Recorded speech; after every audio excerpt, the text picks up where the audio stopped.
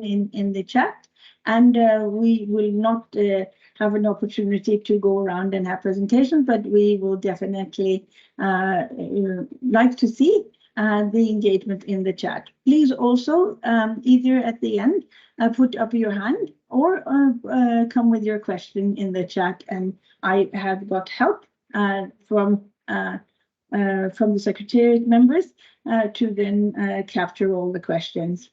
We will either help me answer in the chat, or they will also flag the questions to me. So in that way, I'm hoping that we'll be able to accommodate as many questions and answers as possible.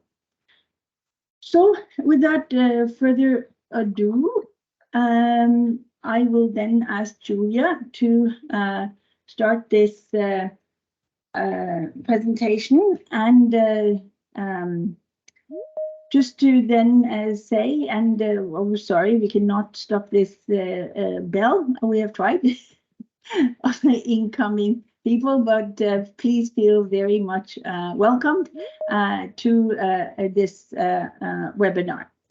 It's a pre-executive committee webinar, and the intent it has been decided by the EC and the board that to have as many possibilities to have this kind of opportunity at large. I already see a hand. I would like to suggest that the hands come at the end of the presentation, please. And if you have any question or anything that's not working, please put that in the chat.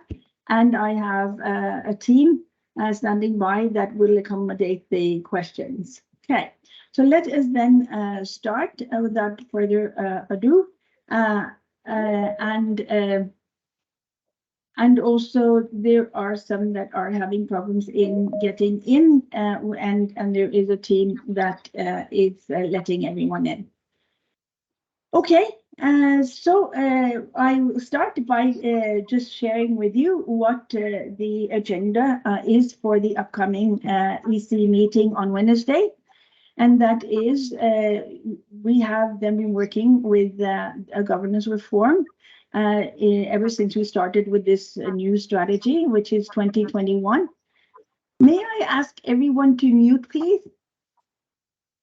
Or the Secretariat members, maybe you can help mute members that have are not on mute. So we have then ever since 2021 started a new governance reform, which very shortly after the year after that there was a light touch assessment that was put in place, as well as an effort to actually ensure that PM&CH embeds really a value-based organization characteristics with diversity, equality, and inclusion. And so that there was also another piece of work that started. And to oversee these two pieces, there was first task teams that were established, and then overseen by the Governance Ethics Committee. So on the EC, one will then hone in, and it was noticed that there's 2 full hours because this is an extensive piece of work. And Flavia Bustreo, as co-chair of as chair of the Governance Ethics Committee, will present the work as well as the recommendations from the committee as it pertains to governance. I, on the other side, will then follow on agenda item 3 and presenting all of the work and analysis and results, but also the recommendations as it relates to good management. And so what the reform and what the light touch assessment, as well as what really staff retreats and other pieces of work, including what WHO, our hosting agency, has decided in human resource policy, is affecting us, and is therefore we have a set of recommendations on the good management side. And then there will be an agenda item 4, and that will then allude to the process of evaluation of the executive director. And what that has usually been is a closed session twice every year, once in June and the other in the end of the year or the beginning of the year, in relation to the EC evaluating the performance of the executive director, which has then been sent to WHO as the host agents to then include in the appraisal system. So there is then some suggestion from the Governance Ethics Committee on and maybe a new an adopted process so that moving forward. And then there is an AOB, and that will also then be addressed on issues most probably related to the process of the progress report of the work plan, the board decisions coming out of June, as well as the board agenda for the upcoming next board meeting. So let's now go to next slide. And here is the agenda of this webinar. We thought that in order for the executive committee members to really have as much time as possible for discussion on Wednesday, that it would be useful to go more in a deep dive in relation to the presentation of these two big strands of work. The one is the presentation on the light touch assessment, and the other is the presentation of the good management and good governance work, which both of these have been external. And so what we will do here is I will start with an introduction, the purpose of this website. Part 2 will be the presentation of the light touch assessment. And there we have got actually the consultant, the main consultant. There was 2 consultants that were involved as well to give you a pre-recorded video of their findings. And then I will allude not into mega detail, because that will be a part of the EC meeting, but more allude to the broad stroke recommendations made of the GEC as it relates to the LTA work. The third part will be then I will start with an overview of the work as it relates, and the intent of the MIND work, with good governance, good management work. That was actually then board decided, and with the request of the GEC to oversee it. And then we will hear from the consultant, and this was an entire consultancy team called MIND, and Christian will then present their findings and also their conclusions. We'll then go to broad strokes of Governance Ethics Committee recommendations, which then I will present at the end. And then we will hopefully then have adequate time for questions and answers. And this webinar is set for to be 2 hours. So let's go to next thing and slide, and that's the presentation of the light touch assessment. And next slide is before I ask the secretary to press this button. I just want to tell you that the light touch assessment was always the intent of ongoingly testing ourselves if we have found the right model, and really learning from what we're doing, and to then having a light touch assessment in order to improve and make ourselves more effective, more purpose oriented, and so forth. And so that has been very much. This work has been overseen by the Governance Ethics Committee. It has also had a light touch assessment working group that was time bound, and has been newly thanked for their efforts, and have then delivered and has delivered their recommendations to the Governance Ethics Committee, which then deliberated upon that and the consultants' work as well as their findings, and then came with their own recommendations, which I will conclude with under this agenda item. So then let me then ask the Secretary to press the on button for Peter Colenso and Sadia Chowdhury's work and findings and conclusions. Good morning, good afternoon. My name is Peter Colenso, and I'm a consultant who's been working on the governance light touch assessment. There's been two of us, myself and Dr. Saidia Chowdhury, and I'll be presenting today in summary forms, supported by a fuller final report, but just in summary forms in this presentation, the findings and recommendations of the light touch assessment. Next slide, please. So just to introduce the light touch assessment and its purpose and its context within the work that's been done in the recent past on governance within PMNCH. Next slide, please. So here we have the objective of the light touch assessment to evaluate whether the objectives of the governance reforms have been materialised and ensure constant quality improvements to the PMNCH governance structure.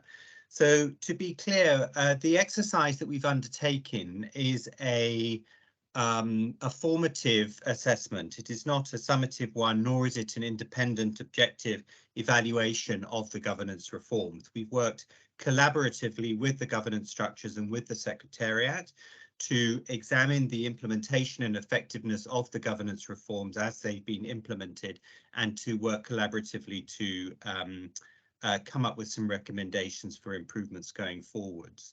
This slide in the boxes describes the journey of the governance reform, starting top left with the external evaluation of PMNCH back in December, which reported back in December 19.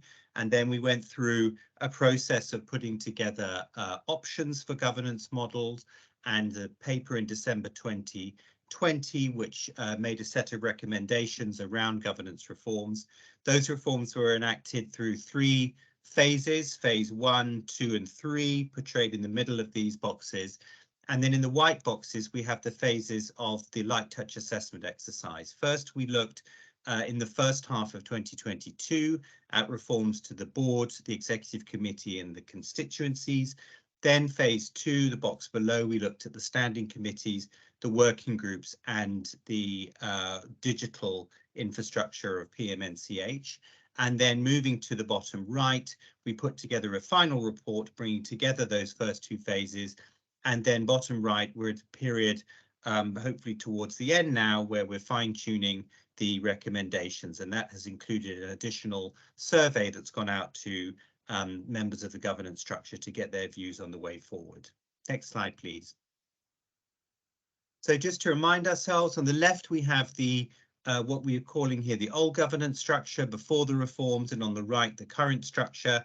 So on the left, you'll recall we had a board, executive committee, two committees coming off the executive committee, and then we had 4 cross-cutting working groups and a set of thematic work stream structures aligned to the thematic priorities of the previous strategy. On the right, we have a leaner structure with an executive committee, 3 standing committees and 2 working groups underneath that. The note at the bottom right of this slide is important, and that's to say that what's represented on the right here are the permanent governance structures, but there are a number of additional temporary governance structures that are itemized in the annex of the full report that you have. And it's important to mention those because it's really important to establish what the full structure is in order to ascertain whether it's working effectively and whether it might work more efficiently going forward. Next slide, please. So here we have the framework that we agreed with the Light Touch Assessment Working Group that has supervised our work, the framework for analysing the governance reforms. On the left, we have the 3 phases of the governance reforms covering the different bodies there, as I previously went through, from A to F, from the constituencies down to the digital work. In the middle is the desired outcomes of the governance reforms, more nimble and effective structures, improved strategic decision making, etc. Working down that list, I won't go through them all. And then the overall purpose, the impact desired by the governance reforms to improve the delivery of the current strategy and its goals. We've got a set of assumptions at the bottom as well. So this was an overall framework that guided how we went about the light touch assessment as a sort of framework for analysis and for our interviews and document reviews and so forth. Next slide, please. It's important to note that the governance structures that we have in PMNCH are not just about what is described in box 1 here as governance traditionally described. That's to say, it's not just about the oversight of the organisation, providing strategic advice, fiduciary oversight, endorsement of plans, etc. But we think there are really 3 aspects, 3 functions of the governance structures in PMNCH, which is actually fairly common to other networks, comparator organizations like PMNCH. The first is to do those governance structures traditionally described, although with a hosted entity like PMNCH, some of that is done by the host, in this case WHO. But the second reason for these committees and working groups and constituencies is very deliberately to engage partners within the work of the partnership, and thirdly, also to deliver aspects of the work programme itself. So these are units within which work of the partnership is conceived and delivered. So 3 aspects of the governance structures, not just traditional governance functions, but also to engage partners and deliver aspects of the work programme. Next slide, please. And if we could roll forward. So I'm going to present 3, and these are the final 3 slides, which are the summary findings and recommendations of the Light Touch assessment. Not everything is listed in these 3 slides. This is the high-level findings and recommendations, and there's more detail within the full report. So our first finding and conclusion was that the governance structures are in large part working very well. They've been put together as originally conceived, reconstituted with new people. They are working well. Participation is high. Though slightly uneven across different structures. There's more clarity on function, and there's a set of outputs emerging from all of the governance structures that are supporting the delivery of the work programme. We also think that the combination of structural reforms, bringing adolescents and youths systematically into all of the governance structures, and the programmatic prioritisation for adolescents really has meant that as of this year, PMNCH has become a global leader in terms of meaningful adolescent and youth engagement, which is one of the aspects we were asked to look at. We do think the partnership is quite far ahead of other comparator organisations in walking the talk about youth and adolescent engagement. Secondly, that effective leadership has been critical to the success of the governance structures. So this is not only about the structure of the reforms and the composition of the groups, it's about the leadership within the structures at chair and vice chair level. PMNCH has been remarkably effective at retaining leaders who have been within the partnership for some time, and there's huge benefits to that in terms of continuity and experience, but also has very deliberately tried to renew that leadership as well. So the first sub-bullet here is about maintaining going forward that blend of experience and renewal that's critical to successful leadership.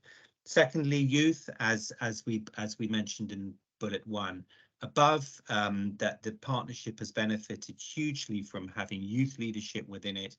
And thirdly, diversity. One of the critiques of the external evaluation back in 2019 was the perception that PMNCH can seem like a bit of a donor club and the governance controlled by the funders. We think that the leadership is more diverse now, both in terms of different constituencies and also in terms of the geographic location of different leaders within those constituencies, committees and working groups. Next slide, please. So in spite of the overwhelmingly positive impression we have of the governance reforms, we do think that there is a problem with overload. And this has 2 implications. One, there's an issue to do with efficiency, having lots of governance structures and lots of meetings. And 2, there's an issue relating to a very high workload for the Secretariat.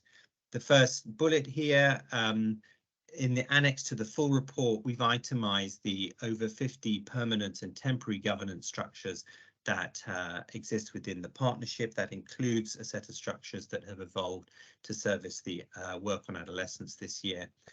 And when we looked at the end of last year at the calendar for 2023, the governance calendar held by the Secretariat, which itemises what meetings are coming up for the year, we identified around 240 planned governance related meetings. That's not to say there would not be more unplanned one, but even within the planned calendar, around 240 meetings. And when you add to that the infrastructure relating to the Global Forum for Adolescence, that generated a huge set of additional planned meetings. And all of these meetings require servicing from the Secretariat in different forms. And it's clear to us through talking to not only the Secretariat, but also members within the governance structure that this creates a very heavy burden on the Secretariat's shoulders to service all these meetings. If I go to the fourth bullet here, so there was a proposal from the Secretariat to merge some of the permanent governance structures, notably the Knowledge and Evidence Working Group and Accountability Working Group, and also potentially the Partner Engagement in Countries Committee and Strategic Advocacy Committee. Through the course of our work, we didn't find strong support for that within the members of those committees. So it is worth noting that the initial interviews we conducted for this exercise were over a year ago, and in some cases up to 17, 18 months ago. So views have transitioned during that time, and indeed this issue has moved on a bit, such that I think we are considering mergers of certainly the Knowledge and Evidence Working Group and the Accountability Working Group going forward. And the bottom bullet here is to say that it is not only the number of structures and meetings that creates a workload for the Secretariat, it's the intensive nature of the Secretariat support to those bodies. And we think, and we itemize this a bit in the next slide and under the recommendations, that there is an opportunity to reduce the level of support to structures and processes, which would require the members, partners themselves to dial up a bit the leadership they provide within these bodies. And if we go to the next slide, please. So this is the final summary slide, which focuses a bit more on recommendations. So we think that, and this is the top point 4 here, there's clearly a balance to be struck between having governance structures and processes, and remember this is governance that is also about partner engagement and delivery of the work programme, of having these structures and processes at a level that secures a credible and large output of the partnership that can deliver behind the work programme, but that needs to be balanced with the ability of the Secretariat to service these quite heavy structures. To try and achieve that balance, we have proposed a set of 4.1 here, what we've called governance efficiency targets or governance targets, and they're itemized in italics here. So we're proposing that we reduce from 2 to 1 face-to-face board meetings annually, that we have an annual cross-committee and work group planning meeting, which will help with efficiency and was indeed very successful, the recent meeting along those lines. Thirdly, that we reduce the committee and working group structure somewhat. Fourthly, that we reduce the number of temporary governance structures, and fifthly, that we reduce the number of meetings here. We've proposed there a set of quantitative targets. We felt it good to propose in quite specific quantitative terms the reductions of the order of magnitude that we think should be achieved and might achieve that balance between delivery of the work programme and partner engagement and efficiency and manageable workload. Though I think if these targets are not met exactly, or indeed if they're revised somewhat, from our point of view, that would be absolutely fine. So there's no exact science behind the numbers here, but we wanted to be deliberately propositional in saying, let's focus on a specific number. And the numbers we've chosen are indicative of the magnitude that we think should be there in terms of reduction. 4.2. So we've also recommending that the co-chairs of the permanent governance structures put in place measures to meet these targets, and we think that should be owned by the governance structures themselves rather than prescribed top down by us as the consultants or indeed the executive committee or GEC. This is because we think that it is probably best identified by those doing the work how the structures and meetings are reduced. 4.3, We think then there's an opportunity to move to deeper structural changes, including mergers, moving into the new year. Though, as I said, the conversation there, particularly around knowledge and evidence and accountability working group merger, has proceeded faster than since this report was put together. And then the final bullet here, 4.4, we propose that the Secretariat works with the co-chairs of the governance structures to determine what a reduced level of Secretariat support would look like. And we put in a few specific examples here. It is indeed the fact that some of these things have been done already by the Secretariat, but we think creating a joint accountability between the governance structures and Secretariat to manage that reduction in the servicing provided by Secretariat staff would be a critical step forward. So that concludes the presentation. Thank you for your attention, and thank you from myself and Dr. Sadia Chowdhury, both for the support from the Secretariat that's been given us through this process and from the guidance provided both by the Light Touch Assessment Working Group and also the Governance and Ethics Committee. Thank you very much. So that was Peter Colenso, and just to share with you, I think we can go to the next slide. We had a consultation with the co-chairs, also the governance ethics chair had a consultation with the co-chairs of the other committees and working groups in order to discuss these, and they came with some suggestions that were then taken forward to the governance ethics meeting held on the 14th of June. And the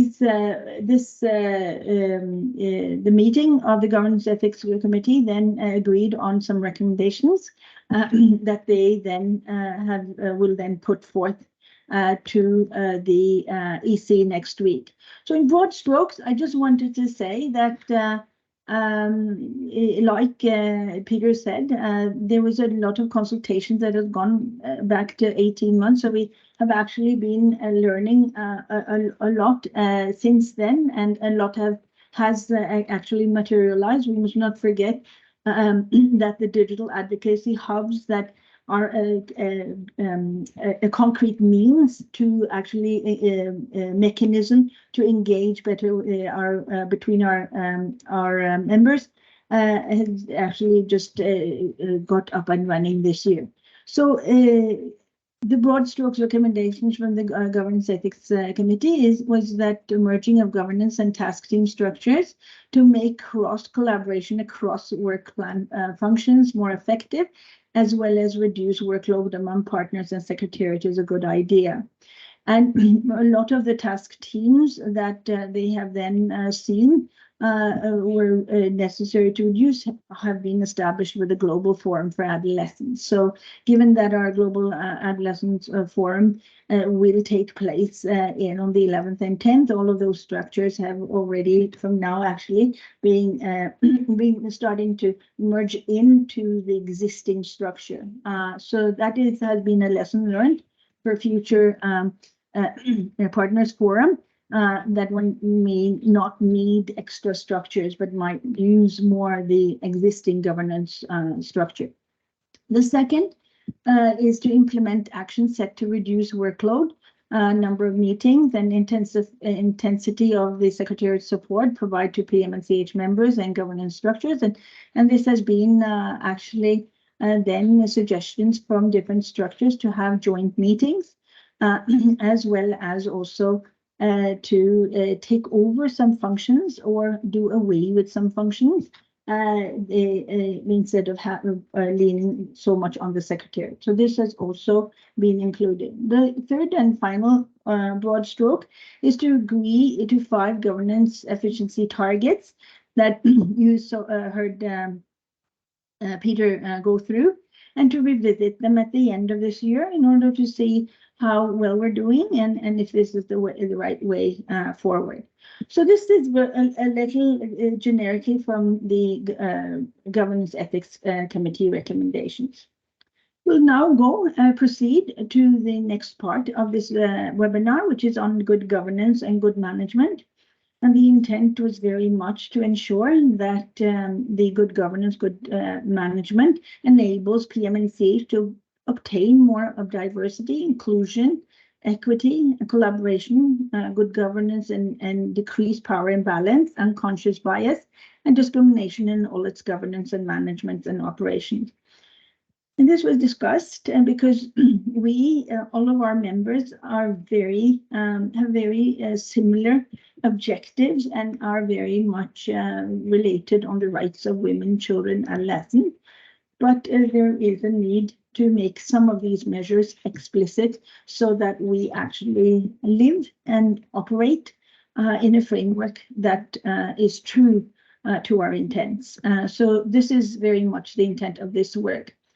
The MIND consultants won the bidding process, and they had in their proposal a 4-phase. The first one was to understand the uniqueness of PM&CH and derive a model that is fit for purpose for a partnership. This MIND consultancy and all of the others that actually bid for this were very much more typical for an organization and operations, not necessarily for governance. So this took a little extra time in understanding what is governance and what are the governance structures, and to then developing variables and targets and indicators as it relates to that.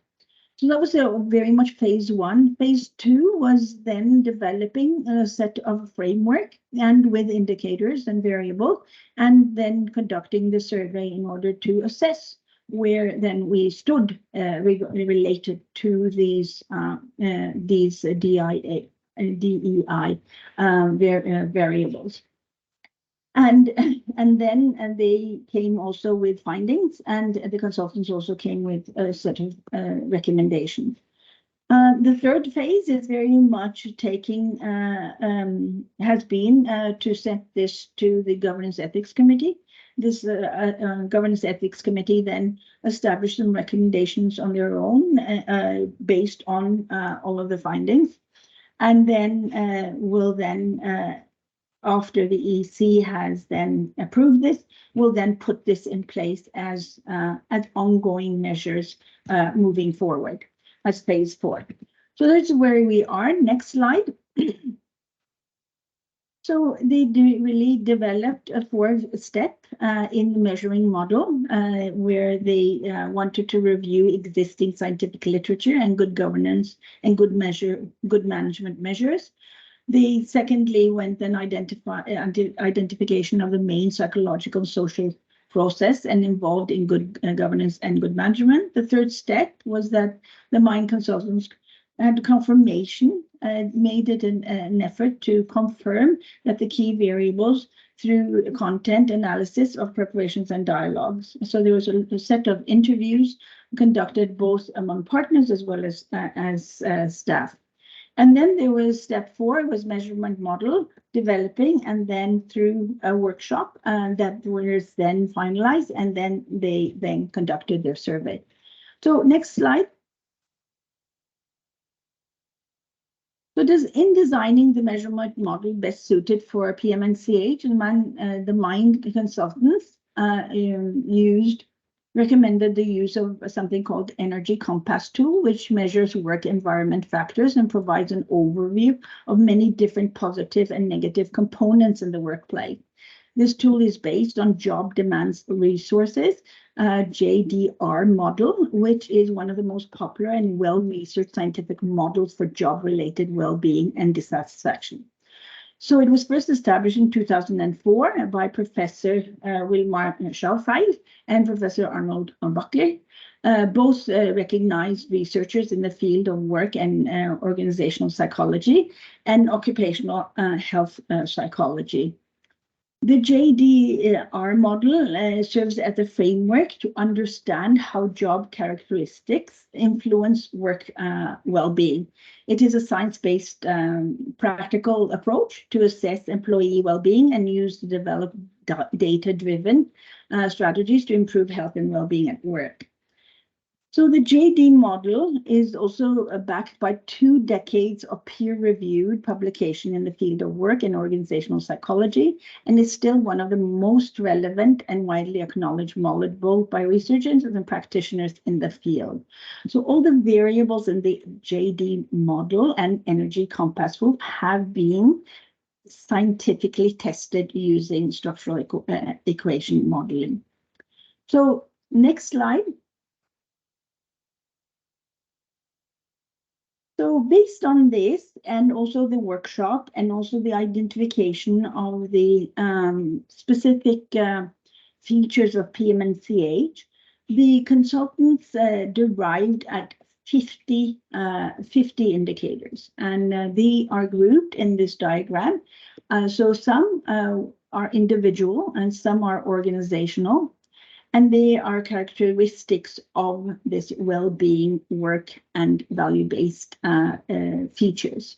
So there is an aspect of both resources increasing positive results, and also demand increases that negative results. And both of them then culminate into good governance. And as you can see, then are the features in the purple. And then the results of both at an individual level as well as an organizational level. So both positive as well as negative. So what this looked like, next slide. So this is just to say that of the 50 variables that one landed on, the good governance, 16 out of the 50 had international benchmarks, because the Energy Compass tool has also a database, which I will come and allude to more a little later in the next slide. But so 16 of these are already used by other organizations and there are international benchmarks. The remaining 34 were designed for PM&CH, and the consultants did test the validity of these as it relates to governance, good governance, on using then the SEM. Good management, there were 21 out of the 50, and the remaining 29 were designed for PM&CH, and these 2 were tested for the statistic validity. So SEM is, as many of you know, is an advanced statistic analysis methodology allowing 2 types of observation in the data: tests for factor structure of any given variable or model, and then the other is to test relations between the factor of variables in the model. So both tested actually positive, and we will see this shortly. Next slide.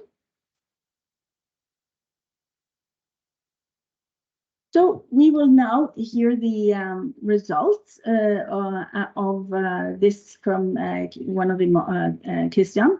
But just to say that it is scheduled. It is described using this 5-point scale, and the averages are the bubbles, but the line is the outliers. So let me then stop here and let you then listen to the findings of the consultants, and then I will come back with some of the conclusions. But just to say that for both the good governance as well as the good management, there was a very high return, very high participation.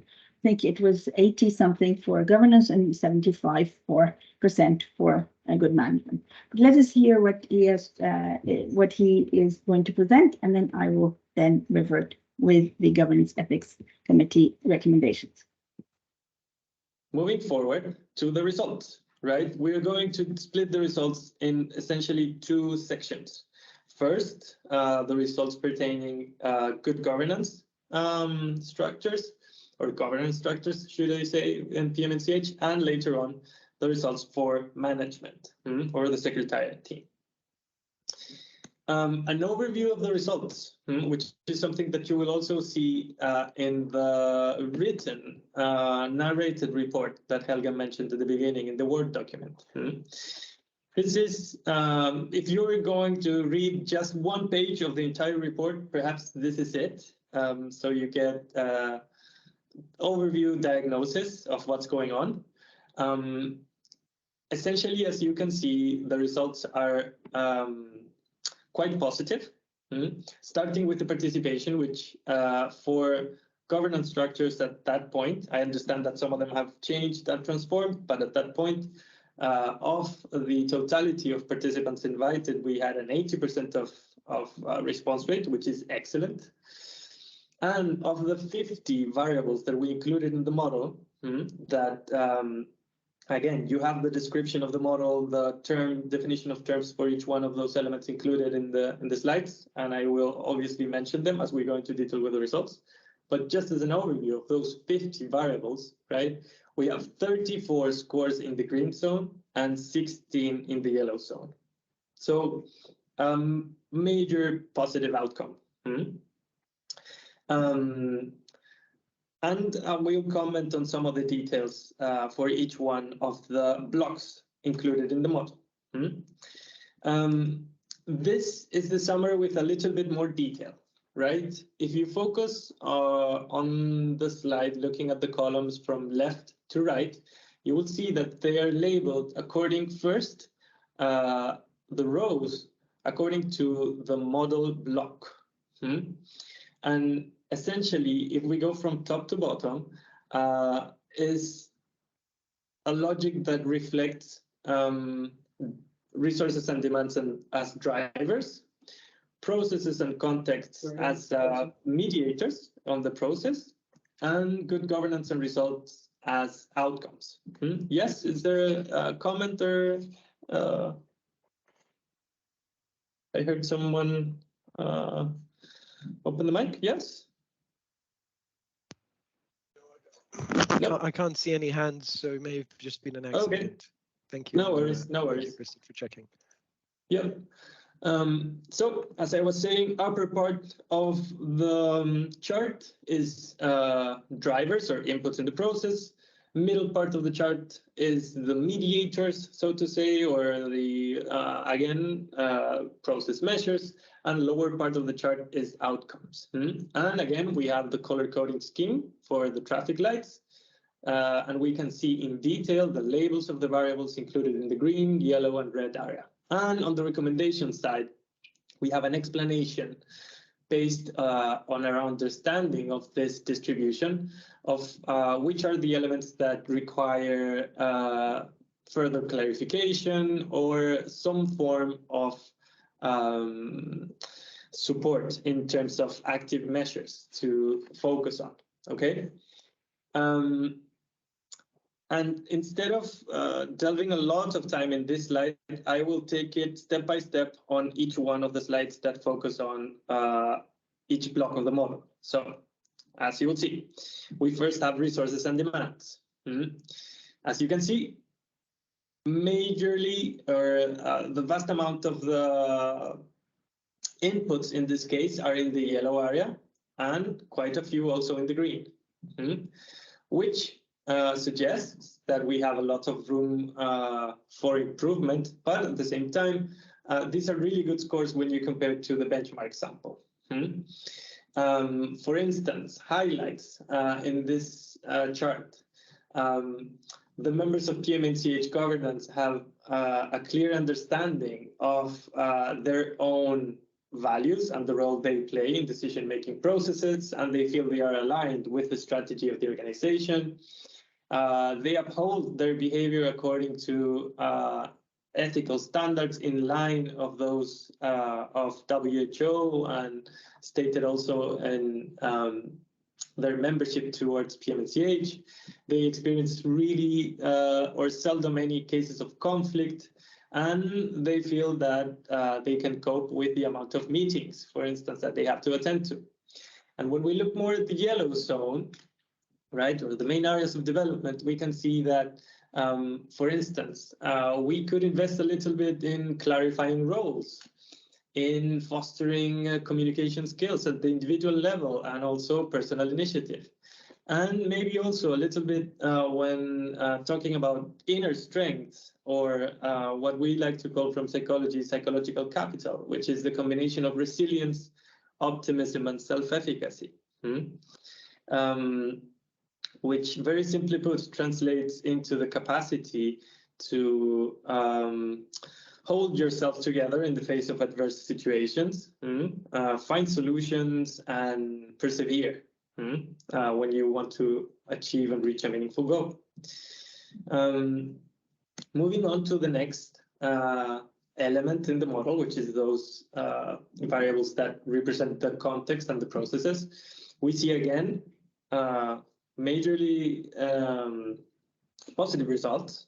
3 of the 4 indicators in the green zone, 1 in the yellow area, which speaks to the fact that perhaps governance structures teams can improve in their capacity to collaborate, to be more efficacious, right? To play to the best of their members' strengths and abilities in order to achieve their goals.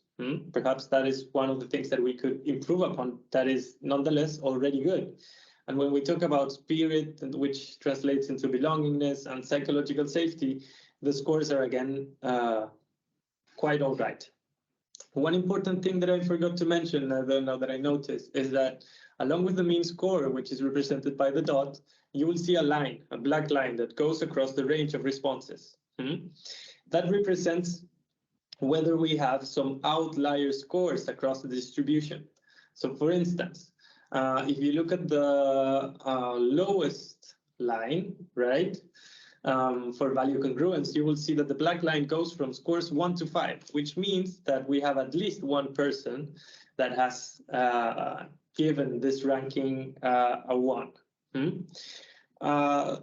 Obviously, this is an exception, right? But it's important to keep it into account when we talk about potentially improving or optimizing these scores that are positive, and mostly creating agreement, right? Creating a shared perception in terms of capacity for each one of the members who belong to a certain governance structure or team. Next, when we go to another focal element in the process and context measures, we talk about discrimination perceived towards self. And again, the scores are overwhelmingly positive, which means that we seldom have any cases of discrimination, although some outlier scores suggest that there might be hints. This doesn't mean outright cases of discrimination happening, but perhaps perceptions of certain interactions that feel perhaps less than adequate, that is worthy to explore in order to improve, right? But again, the takeaway is extremely positive score when it comes to the presence of actual cases of discrimination, which are not present. And when we talk about the culture for PM&CH governance, again, mostly positive results with regards to those elements that have to do with how competitive PM&CH is perceived as, the level of distrust or the level of rigidity are very much on the positive side. And when it comes to feeling that it's a supportive and encouraging environment, that it's relaxed enough, again, the scores are mostly in the positive side of yellow. We can improve upon those as well. But as you can see, the perception of organizational culture is always very mixed, right? It's always mediated by, for instance, cultural background, how much time we have participated in the organization, in what capacity. So this is always a category that is quite diverse in terms of opinion. So it's really good to see scores that are somewhat positive, majoritarily. Next, when we talk about indicators for good governance, right? And this is an interesting one because it's one of the measures in the model that we developed just for this process, based on the frameworks for good governance from the UN. Again, we see mostly positive results, right? two scores, perhaps two of the important ones in the green area, which are related to transparency and accountability, and then the rest of the scores in the yellow area, which suggest the need to revise, to create agreement, and to make sure that the initiatives that are being taken towards developing good governance are known by everyone, right? Are shared, are equally understood by all the members in the different teams, right? But more often than not, they are perceived as positive, particularly when it comes to inclusiveness, right? And giving the chance to participate to all of the members of the different structures, whether there is a clear statement of conflicts of interest and there is sufficient resources to carry forward the tasks that they're given, and whether they are aware of different tools and protocols to address potential cases of harassment and or discrimination, right? These things are in place, but we need to make them more visible, or to perhaps establish agreement on the fact that they exist, we know how to use them, and we feel supported by those tools and protocols as a resource. And when it comes to finally the outputs of the process, besides good management in itself, this is a classic set of outputs in work and organizational psychology that is valid for pretty much any kind of working population, independently of the sector and activity. And again, it speaks of very, very positive results in PM&CH, particularly when it comes to the level of engagement and commitment towards the organization, but also towards the levels of satisfaction with the collaboration for the members, and the levels of fatigue and desire to abandon or turnover, which again are considerably low. But we have perhaps cases here and there that might signal to some key positions, perhaps experiencing higher levels of fatigue than the rest, again, due to how the workload might be distributed and the way the different responsibilities are allocated in the different governance structures. So overall, there's a lot of room for optimizing, right? From going from good to great. And not really any areas of alarm or that are a great cause for distress, right? Or to signal that you guys are, in danger of disintegrating as an organization due to poor mental health or whatnot. Quite the opposite. This is a picture of a thriving group of people when it comes to governance. Just last couple of slides, which I know are perhaps a little bit technical, but are interesting to include nonetheless, right? Besides the interpretation of the data that we just showed, we also run a couple of statistical tests to observe two things. First, whether what we are measuring is actually accurate, right? Are we successfully measuring what we mean to measure, which is represented by the analysis of factors between variables and how they group together and whether they are consistently reflecting the meaning that it's a priori established from the theoretical model into reality on the people's experience, how they speak to one another and whether they fit or not. That's one thing. And then the second element is to assess which are the relations existing between those factors that we are observing, in this case, variables. And essentially what these graphs show is the different inputs in the model, meaning resources, demands, but also processes and elements of the context that have a meaningful, statistically significant effect towards increasing good governance, right? And what you're seeing there on the scores signaled by the beta symbols essentially stand for the magnitude of positive impact that 1 point of increase in these variables has on good governance. So, for instance, if we were to increase the scores that members of PM&CH give towards their capacity to feel resilient, right? Or to increase their team spirit or their psychological safety, in turn, that would affect positively in the magnitude reflected by the beta score on good governance. So we increase 1 point in resilience, we gain 0.31 in governance. And what this shows is essentially, from a statistical point of view, which are the drivers that are perhaps the safest bet to reach our goal from a return on investment perspective, right? If we were to invest in developing specific capacities, looking at the numbers, which ones are the ones that we would bet our money on? These are, when it comes to good governance, investing in developing the capacity to be resilient, to communicate better, to increase the psychological safety within the different groups of people, and to enhance team spirit.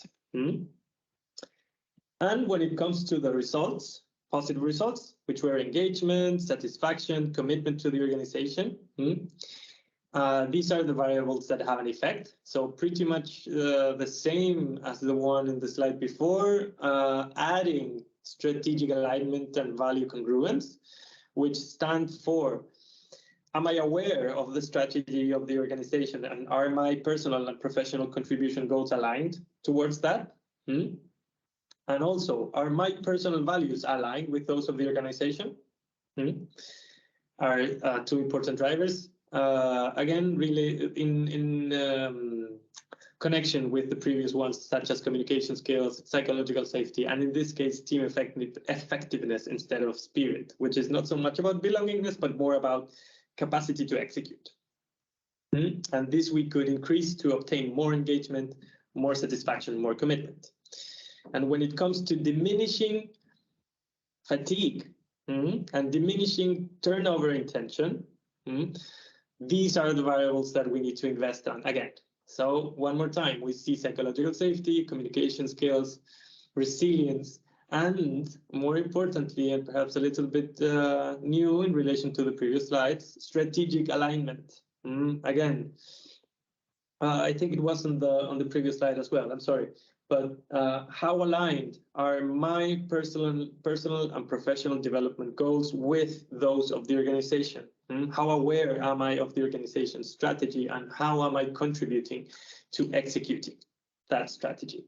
And as you can see on this slide, the coefficients are negative, right? Because these elements decrease undesirable or negative outcomes. So if I increase my communication skills, I have the capacity to diminish fatigue and intention to leave. If I increase psychological safety, likewise, I decrease the prevalence of fatigue and intention to abandon. That is the translation of these models, which add the statistical perspective on identifying the drivers to achieve the results we desire to attain. That is on the governance side of things, okay? And if we go now to management, which pertains to you guys directly, we're going to follow the exact same sequence. Perhaps I'm going to spend a little bit more time in your particular recommendations, although we are going to spend some time in the global recommendations at the end, which put everything together. So let's get forward. Again, overwhelmingly positive results, right? Of the 50 variables included in the model, you have 41 indicators in the green zone and 9 in the yellow zone, which speaks to an organization that from the psychosocial health perspective is thriving. Of course, there's always room for improvement. There's always room for challenging our understanding of certain situations. But when it comes to this picture of PM&CH in time, right, when you guys answered to the survey back in April and May of this year, this is how you view yourselves. Also, a really positive rate of participation, which is another indicator of good health, right? Willingness to pitch in and raise your voice. And if we go to the summary, as you can see, the main areas of improvement are somewhat similar to the ones that we could see for governance.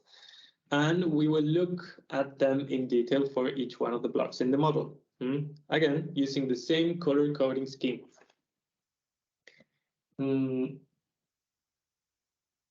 Ideally, in overall terms, what we want to do is, as recommendations, develop initiatives to maintain what's going well, right? To play to your strengths, to optimize based on your capacities, while at the same time addressing those things that might be a little bit off balance, right?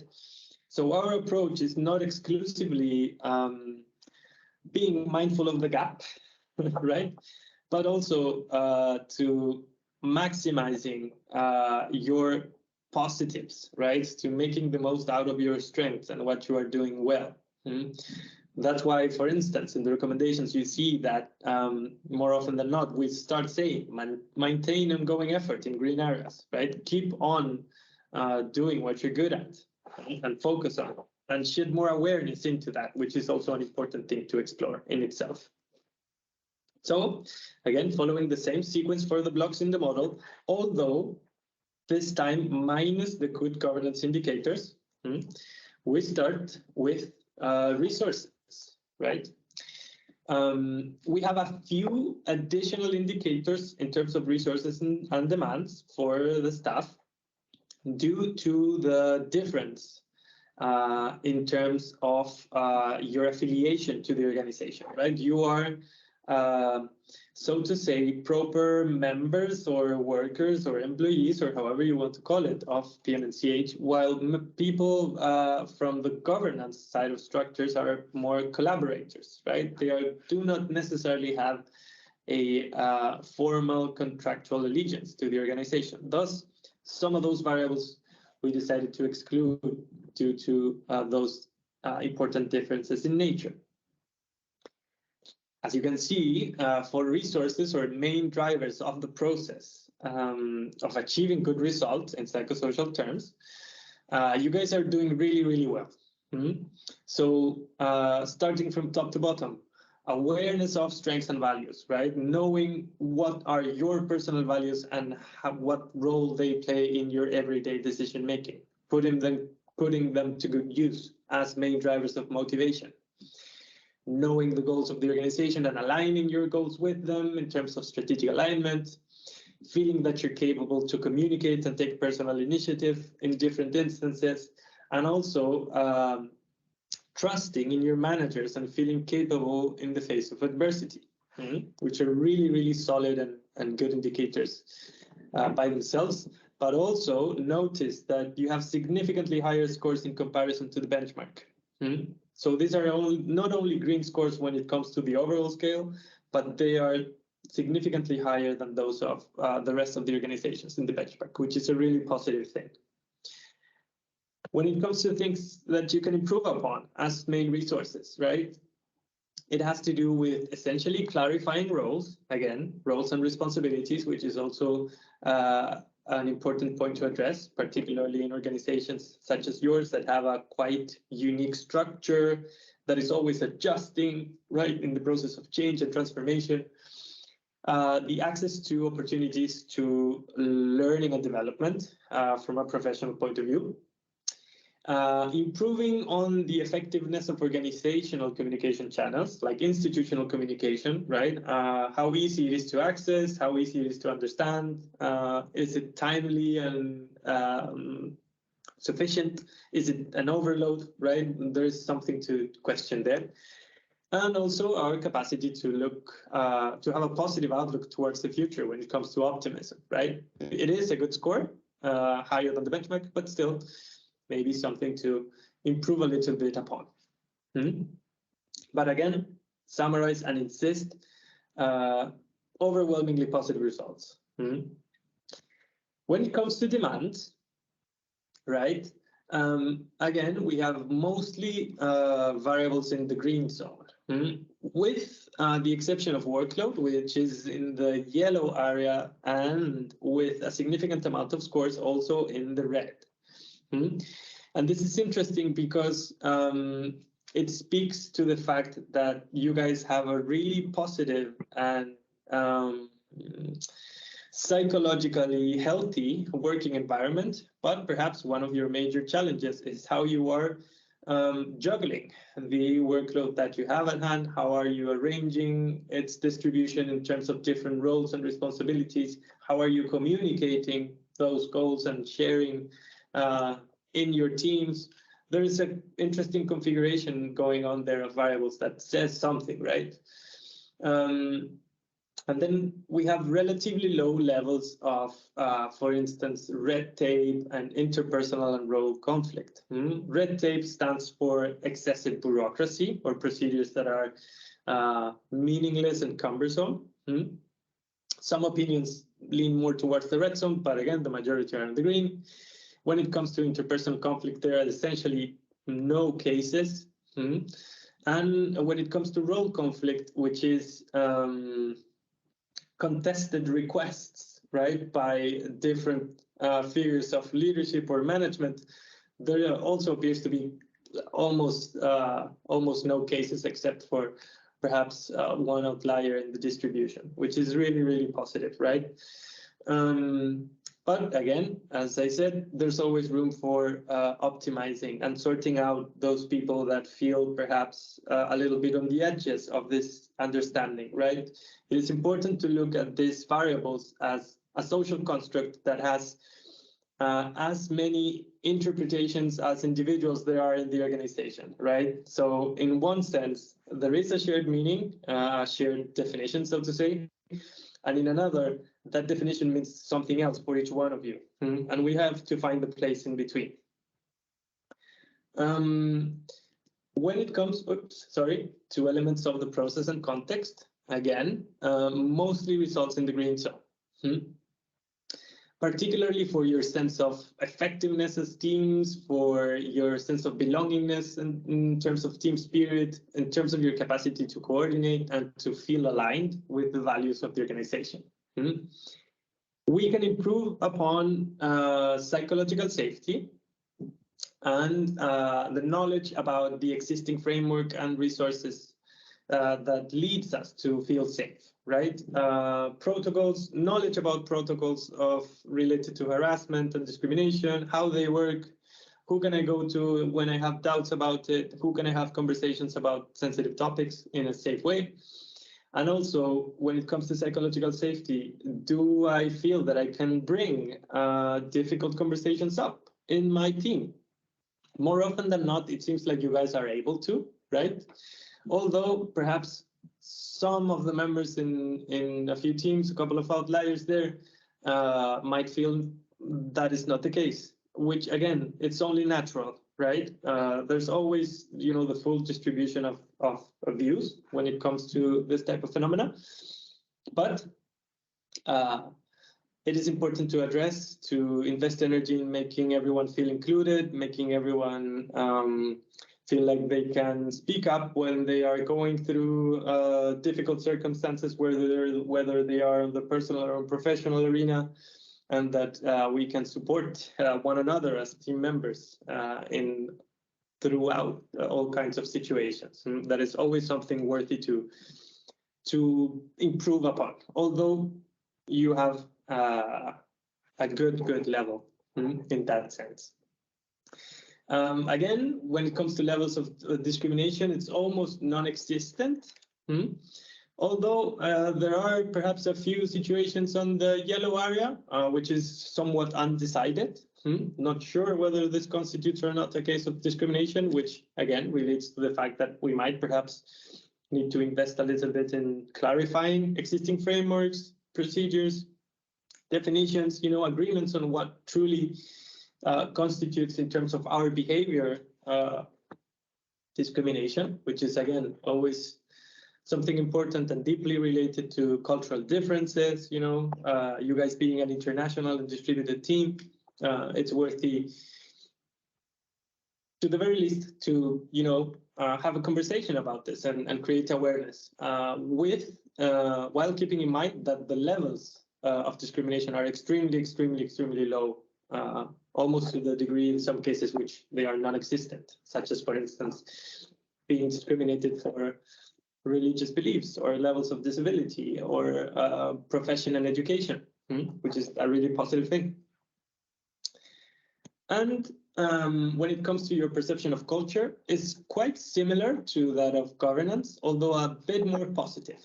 You guys feel that PMNCH is more supportive and encouraging, less competitive, less distrustful and rigid, and perhaps about the same in terms of relaxed and comfortable, which is, again, quite a positive picture in terms of how you experience the organization. Although, as you can see, when it comes to relaxed and comfortable, we have the whole distribution of replies in the scale, which might be related to elements such as workload, which might be related to elements such as, for instance, the lack of clarity, and when it comes to my roles. There's something there to examine, also to create agreement when it comes to this perception, to be able to discuss it openly and see how everyone feels about it. And almost to the end when it comes to results. As you can see, we have one more additional indicator, which is related to meaning, like your experience of meaning at work. And again, these results are all positive, including meaning, that although it is in the yellow zone, it is on the threshold of being a green one, and it's a very positive score in the absolute terms. Essentially, it points to the fact that you feel engaged, you feel committed, you feel satisfied with your positions at PMNCH as staff mostly. There is some degree of fatigue, right? Although the scores are positive, it is worthy of noting that you are showing scores a little bit higher when it comes to fatigue than the benchmark sample. Slightly higher, but higher nonetheless. And again, it's a good indicator to have a conversation around, to unify perceptions and see whether this is actually something that makes sense. And last but not least, very low levels of intention to abandon the organization, which is sort of the mirroring perception of commitment on the negative side. And that is the overview for both PMNCH governance and PMNCH management or secretariat.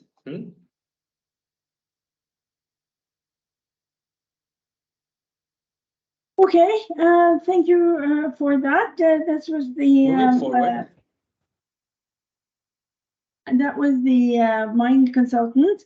I just want to share with you, dear PMNCH members and EC members, that the full presentation PowerPoint is made available on our website. It is longer than what you have just heard here, both for the LTA as well as the good governance, good management presentations. I would just like to point out that these will be made available to the EC members as well as to all, and will not be presented in the way that we have done today during the EC meeting on Wednesday. So your investment in this is well invested, because what will be honed in on the EC meeting on Wednesday is very much the recommendations which build on all of this by the Governance Ethics Committee. And then there will be room for discussion and input from the constituency chairs as well as the committee and working group chairs. Okay, so the GEC, here too, the committee working groups chairs and committee chairs were able to deliberate on this on the 29th of May, and then presented their view together with the consultants on the 14th of June at the GEC meeting. And the GEC meeting then really had a set of recommendations because the MIND consultants put forth a lot of procedures that they thought should be in place, capacity building measures, as well as then looking at ways of ongoing evaluation or monitoring and evaluation moving forward.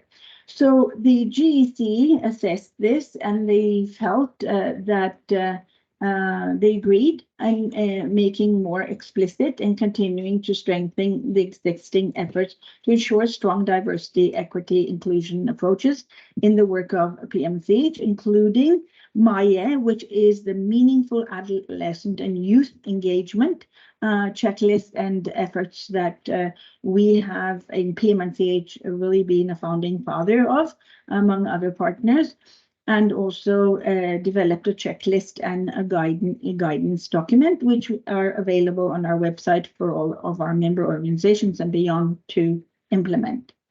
And then articulate these policies in PMCH documents, which is the governance manual on our website, as well as all of our terms of reference and so forth. So to really make it implicit in our operations. The other thing in regards to capacity building, the GEC really felt that there was many of the organizations already have this included in their organization. So providing this as if nobody is doing it would be just too much. And so what the agreement was from the GEC was instead to develop a set of resources and make them available to partners and member organizations that really really promote those to be taken, to keep staff and partners safe and protected, and also capacity built in this area. The third one was to implement measures to keep governance effectiveness and efficiency at a high level. So clear results-based objectives, clear work plans, clear roles and responsibilities, clear articulation of contact persons, clear ways of communicating, and also mechanisms. So the Digital Advocacy Hub is one, and so forth.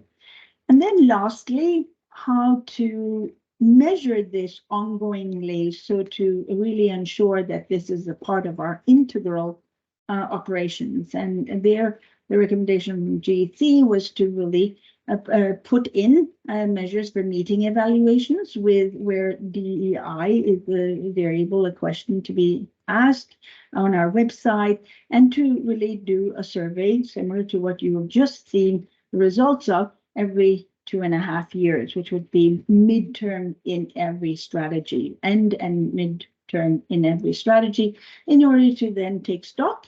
And what we will then be able to do next time is not only continue to measure ourselves against international benchmarks, but also measure ourselves against ourselves, which is a useful mechanism for an ongoing learning organization and evaluation organization. So as you have seen, we are actually very proud of the results. We are both on the governance and also management. As the consultant said, you are absolutely not in a bad place at all. You are in a very good place. But what we have felt, both on the governance as well as on the management, is that we are not ready to sleep on our laurels, but only to ensure that we maintain every green variable at a green level, and really have the ambition of taking all the yellows into green. So that is our ambition. And with these recommendations from the GEC, we feel really comfortable that PMCH will be able to articulate that we are making this explicit, we're measuring ourselves, and we really have all of our fingers on the pulse. So I think, Dina, that's my last slide. Is that correct? It is indeed, Helga. Okay, and so let's then, we have more time. We have about 40 minutes for questions and answers. So please feel free to either write in the chat your question or raise your hand.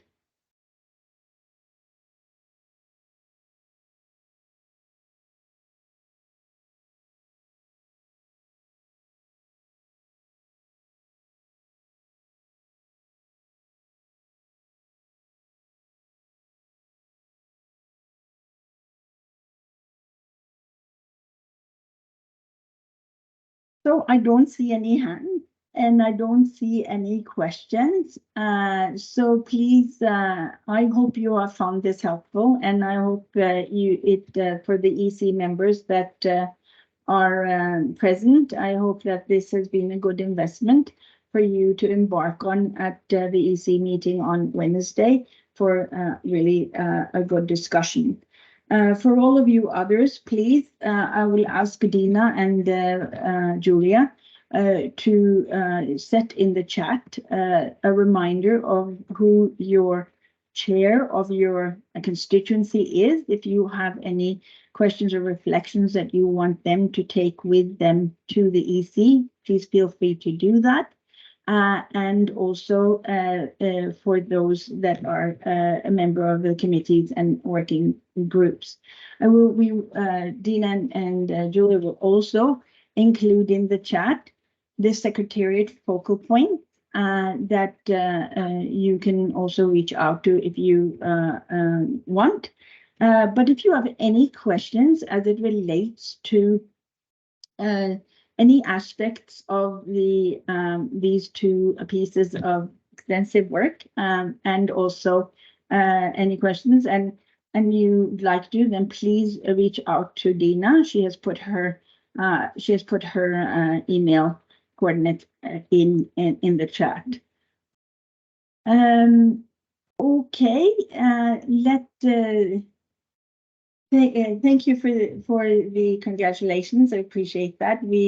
I must say that we have actually been very humble and concentrated on the yellows, and also keep maintaining the greens, which is very useful.